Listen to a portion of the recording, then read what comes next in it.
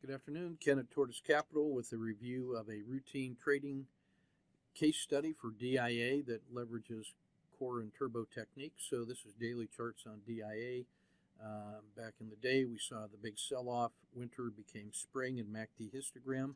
We got owl entries. Enjoyed this move all the way up from 230 to 270-ish. When summer became fall, we were cautious and careful. When winter didn't happen, but summer resumed, like an Indian summer, we got long again. When fall rolled over and then began to fail, we're short in the region at 264 at the PSAR flip. And so the market's been in a critical state here when it's back to long-term fair value, the RL270, and supported by the 200-day moving average. So we're expecting sharper intraday moves and larger volatility as it starts to fail into the winter. So that's the setup. And now let's look at the follow-through. So we're ready to go in either direction on that one. So when I say daily framing, from the daily report, we see DIA is almost 3-to-1 reward to risk using the auto framer technique. We have all of the mechanical trade framing information built out in the daily report with the size of average, abnormal, and normal moves, so we can frame our trades accordingly and make estimates of how large those intraday moves might be. The intraday trade opens up, so now we're on 1-minute charts. Market gaps down, fails to follow through.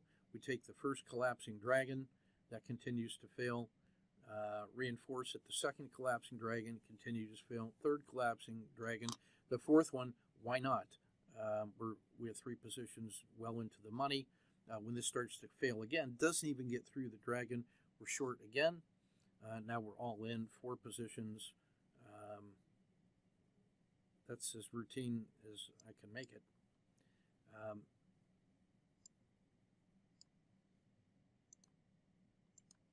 Then the follow through, I just want you to notice 50 points, 50 cents initial risk. That works, and then the entry prices, that works up to 480 cents worth of capture on a 50-cent risk.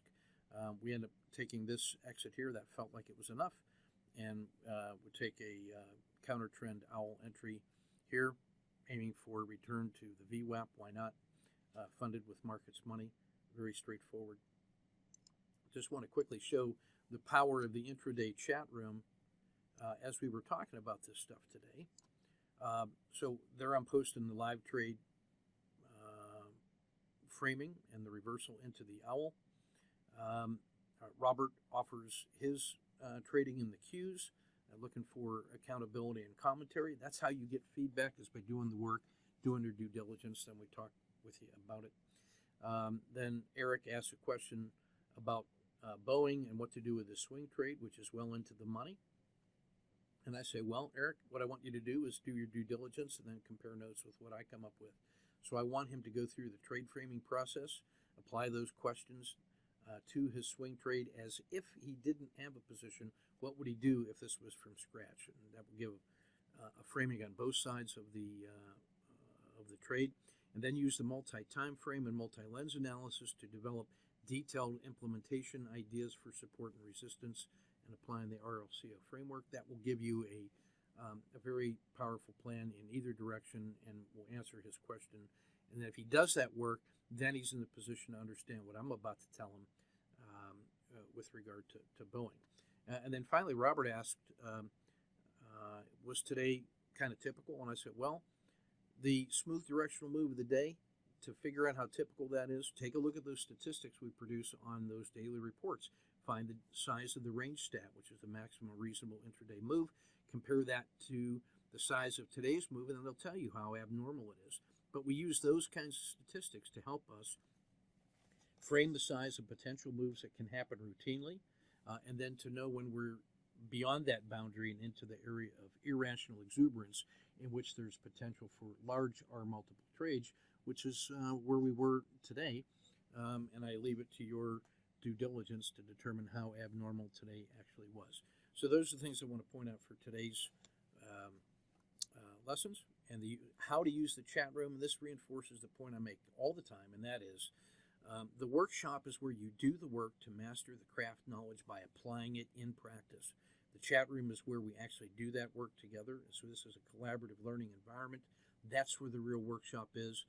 The residential workshops help you gain the conceptual understanding of it, but the practical application of it is in the chat room. You get access to that if you're a subscriber, or if you take any of the residential courses, just send me a note and I'll help you sort all that stuff out. Thanks for your kind attention. Ken at Tortoise Capital. Let's get back in and get after it.